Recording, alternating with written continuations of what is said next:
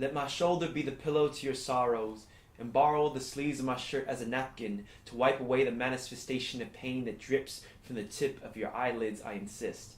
Allow me to carry on the weight of years of verbal torture and scorching. It's horrible what they've done to you.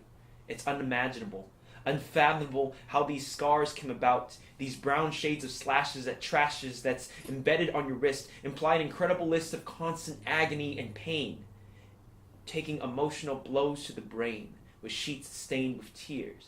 Fear from self-made perception of others has dilapidated your self-esteem, and you stand before the mirror, disappointed at your reflection, looking at all the flaws that are non-existent as a self-inflicting mindset infests itself in your nature, and so you cake your face with makeup to adapt a new persona, diminishing all the natural blemishes that actually make you beautiful, and God knows the usuals that leave the body sore. Behind these bruises, I'm sure it hurts more within the core. Life was meant to live, now life's become a chore. The darkness of your past clouds the hope for a future, so you decide to choose between enduring the pain you hope to manage or cutting your story short a couple chapters. And for your sake, I ask you to please don't choose the latter. Because right now you're feeling the whole world's set against you and that no one seems to care. But realize the people that you would leave behind are the ones that were always there. Just know the fact that you're beautiful. Truly, don't listen to those bullies. Know the fact that you matter, that you're not a waste of space, you're not a disgrace to your friends and family, you're actually massively amazing. Maybe you don't know it, but you owe it to your mom and your dad and yourself just to be glad. In fact, just know that you're a beautiful creation. Whether white, black, or Asian, Hispanic, in fact, no sexual orientation or physical pigmentation, no religion or creed or personal beliefs can dictate your actions, no matter what's labeled as the most attractive. Acknowledge the fact that you're beautiful. Truly, don't listen to those bullies. Ignore the stereotypical, because you are no typical, you're unique. Believe me, because that number on the weight scale is just a number, and that letter on a report card is just a letter, and you can only get better from here. You're a veteran of fear. You've been through it all your life. Now it's time to stand up and take flight. Aim higher than the barriers barred against you. Aim farther than the pessimism set up to fence you. And just know that I'll be here. I'll be the cushion for your fall and the foundation to your structure to help you stand up. I'll be the words for comfort and the ears to listen, the lap for you to lie on, the shoulder for you to cry on, to remind you to let your bullies be bygones, to help you differentiate your rights from your wrongs, the gentle hand that opens your frustrated fists into a palm. I will be the music that turns your screams into a song, the security of a friend. I'll be the number that makes your sum. Because it's horrible what they've done to you, but it's amazing what you'll become. So when speaking Chinese, a word can mean different things based on how you announce it. Ma means horse. Ma means to scold. Mama means mom. So if I were to put all those words together, it sounds something like this. 我妈妈的妈, meaning I scolded my mother's horse. A lesson to speak with conviction, or else not speak at all. This language is as much a dance of the tongue as it is a painting on page. Now, sentence structure goes as follows. The subject, then the setting, followed by the verb and object. There's an emphasis for the speaker to know when and where they are before they announce where they are going. A lesson on being grounded, on knowing your roots, on forgiving your history to allow space for the future. In an effort to teach me her past, my mother would not let me eat until I could ask for dinner in her native tongue. Even when I was like, but Mom, I'm so hungry, she replied, 我听不懂，你应该学中文. Huh? I can't understand you.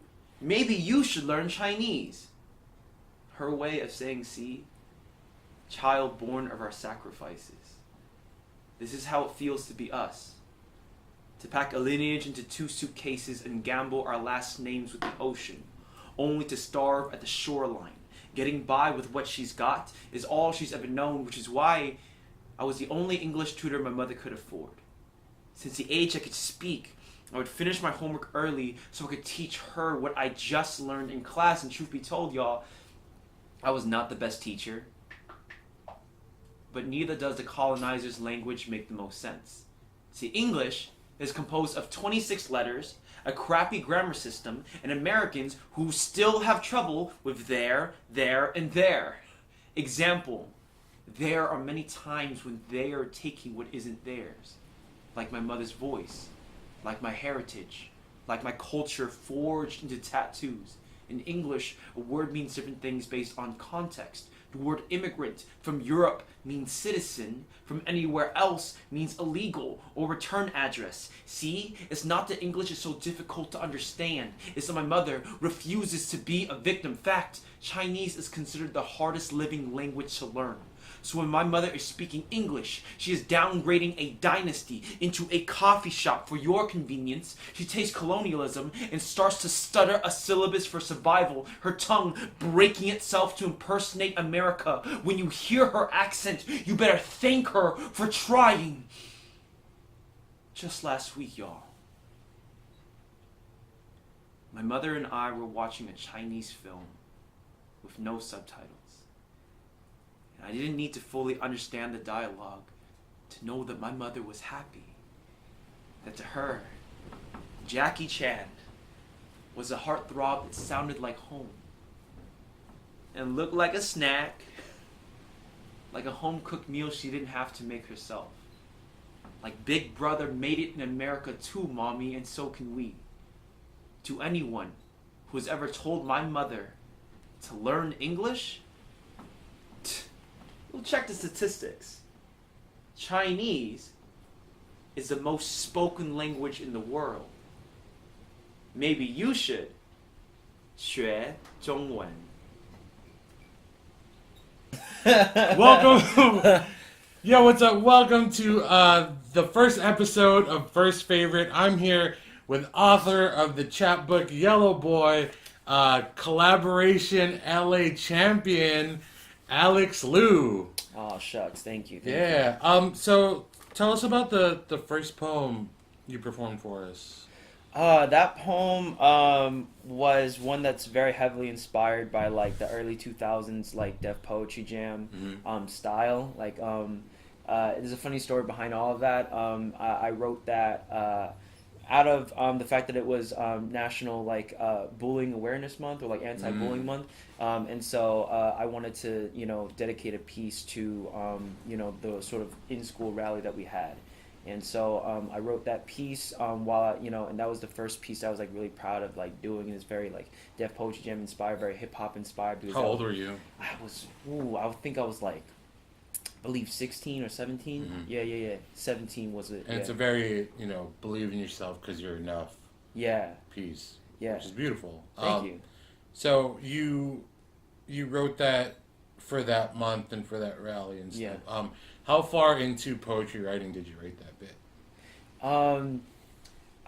Truth be told, I was writing a lot of hip hop lyrics. I was writing a lot of bars. I was very into like rhyme schemes, and you can see there was a lot of rhyming in the spoken word piece, but and I didn't make the transition into poetry really until I had exposure to what spoken word even was during like sophomore year in high school. I believe that was when I was 15 or 16, and then the English teacher just played like Def Poetry Jam on YouTube, and I was like, yo, this sounds like rap but like a cappella, and I think I could do that and like play with my flow.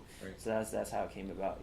That's awesome. And then so the favorite piece that you did, that's the favorite piece that you wrote, as of my arsenal, as of right now, and I've seen you perform it many times in different ways. We kind of gave you a different look with the chair. Is that the one you won collaboration with? That's no. I used a different poem for Kollaboration LA. That one I did my pho piece. Oh yeah, that's right. And then for like Star, that was I did Bird's Nest. Yeah. And so, what was kind of the intent behind writing that bit? Was it very because I know at the time where I first heard it, at least, it was a time where, especially on the internet, where white, culture appropriation was happening, where like dude was talking about how to make pho, which inspired the other piece. Yeah. But what was the intent behind writing your favorite piece? I'd say Um, I mean, I feel like it's been a poem that's been a long time coming for me. Mm-hmm. I'd say, sort of within my catalog of writing leading up to now, I've always just been trying to like find stories relating to my life that I can translate to people. Specifically, being an Asian American in different facets of my life that just isn't represented in media. I wanted to write a piece about it, or I wanted to perform it, and at least like I didn't have any references for what those looked like in terms of the spoken word world. And so I wanted to be like, let me write those pieces. Yeah. And so I hadn't found one about language specifically. I wrote about cultural appropriation. I wrote about like our food. I hadn't heard one about language specifically. Right. And so I wanted to revisit, my old like Chinese books and things I used to be taught as a kid growing up. Like, so what are, things that are important here? And so the metaphors I brought in that is very reflective of like the lessons my parents tried to instill in me, and really understanding like how even wordplay in other languages are like used within storytelling of that specific culture. Yeah. And I sort of wanted to allude to that, the fact that like words that are phonically the same but said with different intention, that means something else. And really honing in on that fact and like, well, how does that reflect to my life as an Asian American? Right. What lessons have I been taught? And I just was on that whole wave of exploring it, and that built the poem that it is now. Yeah. And so, what are the differences that you see in yourself between the first bit and your favorite bit that you wrote? Yeah, I feel like the more I write, the more I perform, the more I'm like cracking my like onion layers of just who I am and just delving into the core. I think the differences I see in myself, I'll say stylistically, of course. I was at a time when I was a kid writing the first piece was like very hip hop inspired, very like I want to live this life, I want to be that poet. When truly that wasn't speaking genuinely to me. I think it's a help. It was a platform to work from, for sure, a foundation. And then as I write more, the stories I want to tell more, they're more genuinely me. I feel more comfortable, performing in the new cadences that I've been able to carve out from my writing.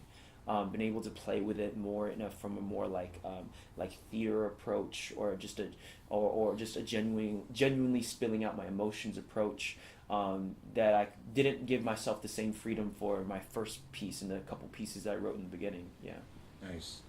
Well, thank you for coming to First Favorite and sharing those pieces of your life with us. If you want to check out more of Alex Luu, get his chapbook. Yellow Boy, where can we get this chapbook? You can get it on my website, www.alexlupoetry.com, and Luu is spelled L-U-U, there's 2 U's. And you can also find my other social medias with the same name, Alex Luu Poetry, on all my socials. So yeah, thank you. I appreciate you for having me, man. All right, brother. Yeah. We do the 3 Suite. That's the channel of the thing. Fire. Yeah.